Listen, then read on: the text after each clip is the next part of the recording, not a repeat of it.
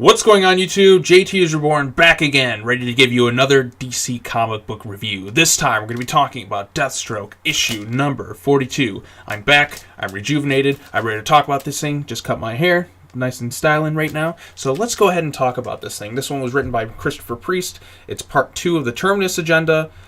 This cover right here, completely misleading. Wally and Robin aren't even in conflict at all in this issue. Like, honestly, some of these covers are so misleading.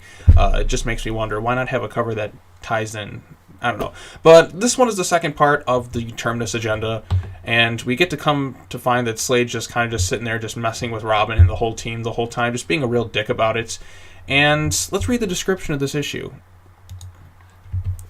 The Terminus Agenda Part 2, captured by the newest group of Teen Titans, Deathstroke finds himself powerless and restrained inside Damian's secret prison, but when a crisis erupts, only Deathstroke stands between the Teen Titans and a total disaster. Can Robin swallow his pride and protect his team? Okay, so Part 2 of this issue, I kind of like it. The best thing in this issue is Slade. Slade just giving shit to the entire team while in the prison, and there's some funny stuff in here.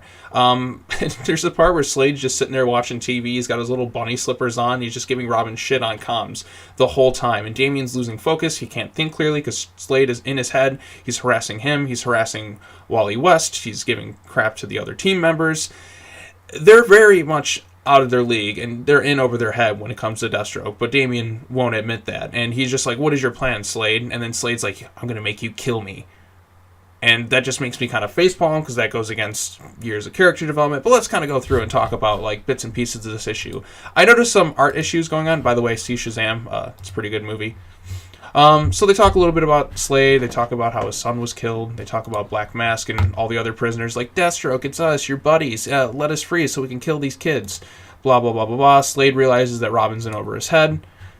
We see that Jericho's also here. He's talking about how there's just some weird connection going on between Slade and Damian. I know Christopher Priest really wanted to make Damian his son, but thankfully DC Comics stepped in and just, pushed that away, because I thought that was kind of dumb.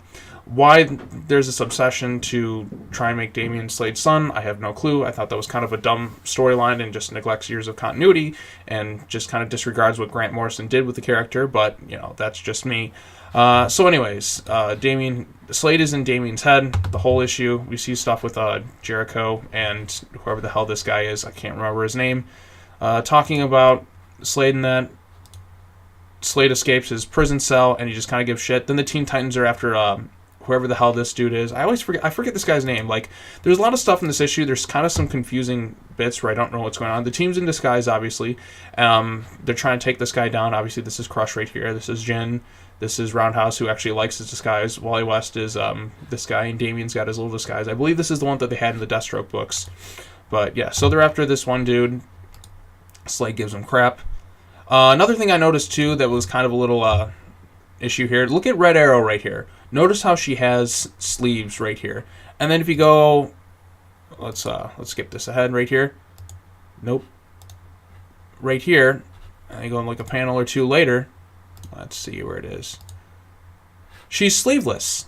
Did she rip off her sleeves? Did the artist get lazy and forget to color in her sleeves? Like, what happened there? Why are her sleeves gone? There's no scene of her ripping off. It's just like one panel she's got sleeves and another panel she doesn't. That's a little continuity error I noticed in this issue. But we also just see kind of really the whole thing of this issue is just Slade getting into Damian's head. Damian's decision making is just kind of all over the place. He doesn't know exactly what to do. He's like, oh, you're messing up here and there. He's just giving him shit. He's just like, shut up, Slade, shut up. It kind of reminds me of that Teen Titans episode where Slade was in Robin's head the whole time, and Robin just couldn't think straight because Slade was just like in his mind. Slade and Robin, like, there's just a real hatred from Robin to Slade, and Slade is just kind of having fun the whole time, just kind of talking shit. He's also giving shit to Wally. He's just like, why are you with this guy? He's just like the guy in the back, like the little voice is just like the whole time, and just inside their heads, just messing with them the whole time. But yeah, I do love this bit right here. This is my favorite part of the issue. You kids are out of mayo. Slade is in there. He's got a Batman shirt on. He's got his little buddy slippers, and he's watching the TV. This is fucking great. This is the best thing in the whole issue. It's just this image of Slade. Slade giving this kid shit. I love it. I really, really do. And you just see Damian just kind of losing his shit at some point because Slade's in his head. And then we come to the final conclusion of what Slade wants to do, where he's just like, You flinched. You said you were going to fix me, Deathstroke. You didn't say how. Simple. You're going to kill me. And then this continues in issue 29, which is coming out in a few weeks. And we know by the solicitations that apparently Damian is going to kill Deathstroke for whatever reason, unless he did it in, like, kind of secret or whatever.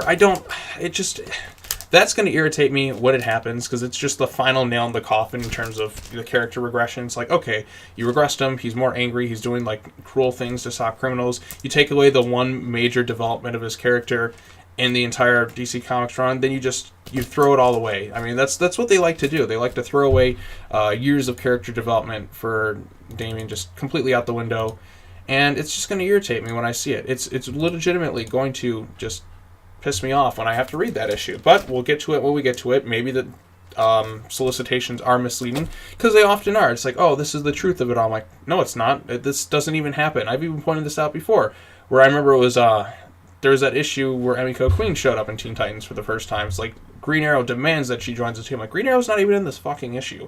So a lot of things could potentially change. So we don't know for sure if these solicitations are going to be fully accurate. I know this cover isn't fully accurate.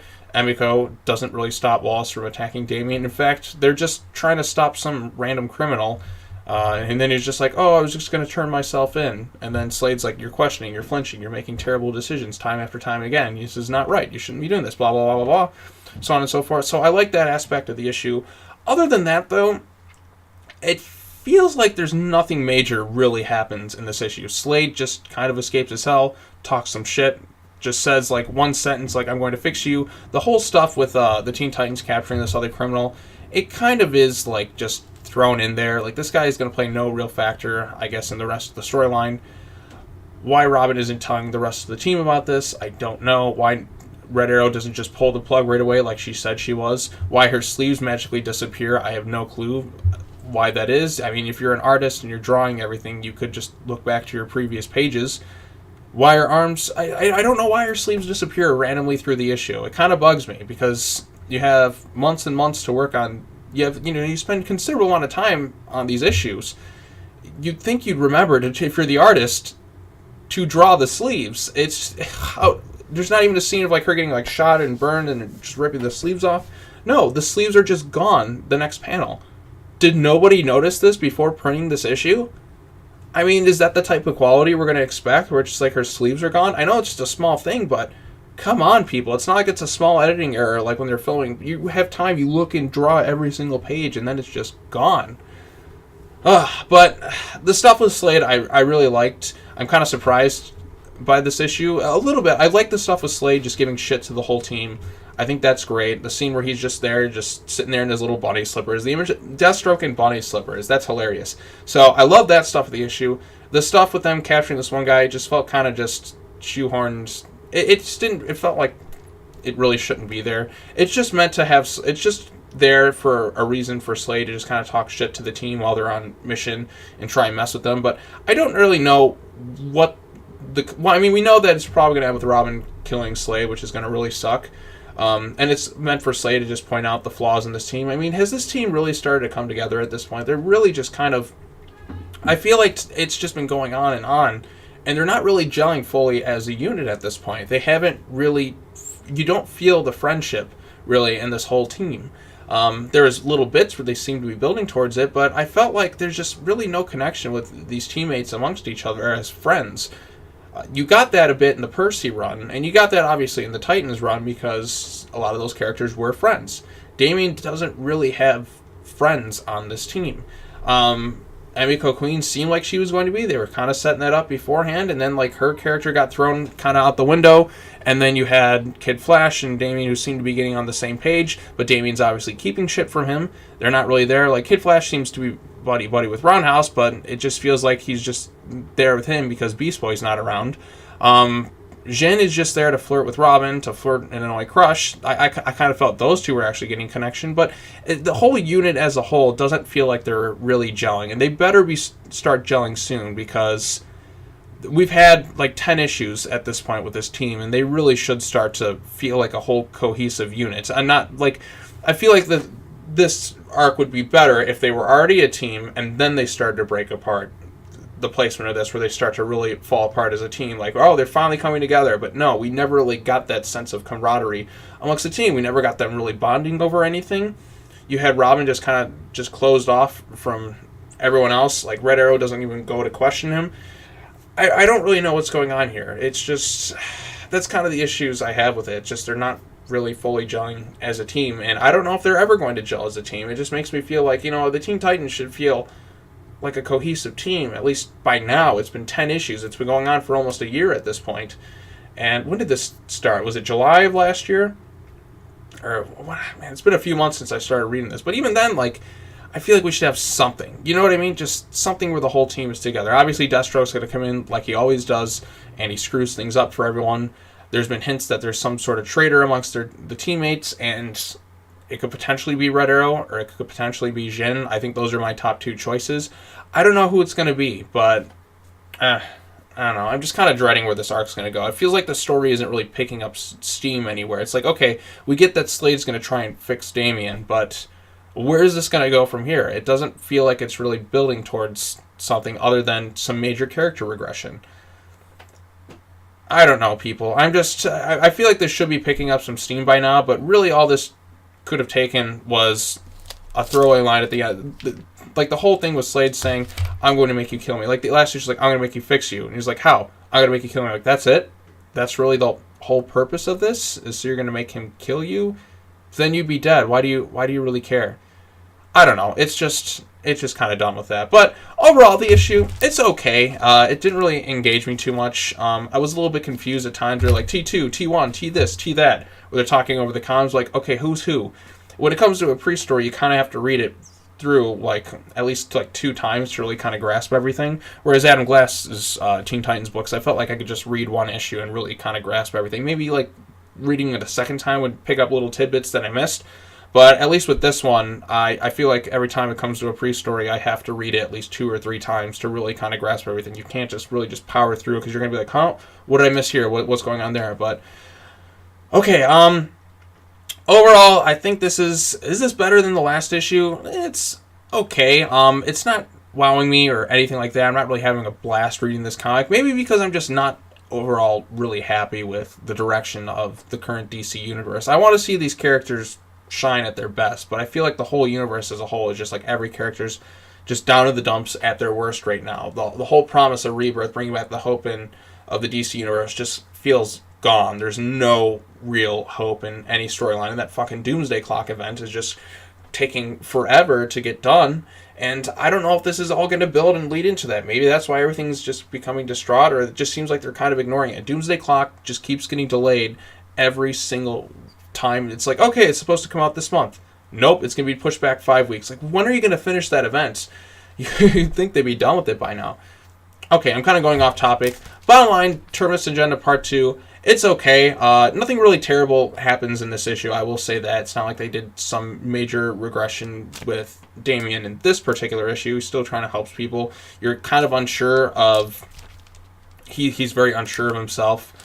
Kid Flash is there. Slade gives him crap. Emiko is just kind of doing her thing. Same with Jin and Crush. And Roundhouse is just afraid of what's going to happen with his little armor. Yeah, that's pretty much it when it comes to this little part 2.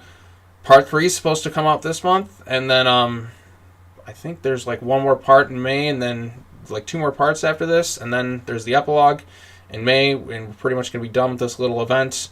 It's trying to be like the Lazarus contract. I know that. It's trying to... Not the Lazarus contract. The Judas contract of this generation. But I'm not really feeling anything right now. There's no unique twists.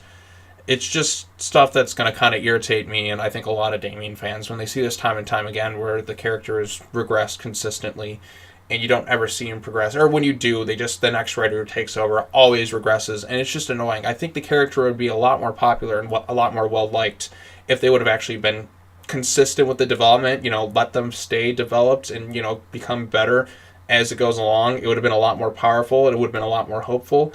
But time and time again, every single time, if this arc does end with Damian becoming a killer again, that's strike 3 for Christopher Priest on writing that character. I think he's out after that time, because the Lazarus contract, there was that nonsense. The Batman versus Deathstroke stuff, there was that nonsense, and this would be strike 3. Yeah, I think that's all I have to say. Yeah, I'm losing my voice at this point. So, yeah, I've been rambling on for long enough. That's the issue in a nutshell. It's really just all you need to know is Robin's questioning himself, Slade's giving him shit, wants him to kill him. That's pretty much it. Nothing major with the other characters or anything like that. So that's what it's leading to. Oh boy, I'm so excited. But anyways, let me know your thoughts down below. Comment, like, subscribe. Are you excited for the next issue in this Teen Titans Deathstroke crossover? Are you happy with the direction of this? Or are you very disappointed with how DC Comics has been handling a lot of their different books? Let me know in the comments below. And yeah, that's all I have to say. Thank you so much for watching, everybody. I guess go check out issue 42 of Deathstroke. It's fine. It's not too bad, all things considered. It just didn't really wow me or anything like that. It's okay. It's an okay issue. But I really want this event to start picking up steam. I feel like it really hasn't at this point. And I feel like the team is just never really gelled as a unit. And that's kind of infuriating at this point because you got like 10 issues in this thing and they're not really gelling or anything like that. So it's kind of disappointment. Maybe after this arc they'll finally start to gel, but it's just taking a bit too long. You've had a couple months to really start to like form this whole like team that feels like a unit at this point, but it doesn't really feel that way. So who knows where it's going to go. But anyways, let me know your thoughts below. Comment, like, subscribe, hit bell for notifications, and yeah, that's all I got to say. Take care now. Bye bye then. I'll see you in the next DC Comic Books review, which will be the Teen Titans 28, I believe. What was the Teen Titans 29? Let's take a look really quick. The next part of the Terminus Agenda. Sorry, there's a few days late on this one. Where are we at here? Let's see. Assuming the shit loads. Oh no, that's Batman the Outsiders. Oh hey, Batman the Outsiders. That's finally coming out. That was supposed to come out a few months ago. Teen Titans 29. Be there for that. I'll be on time at this time. So, all right. Take care now. Bye bye then. I'll see you next time.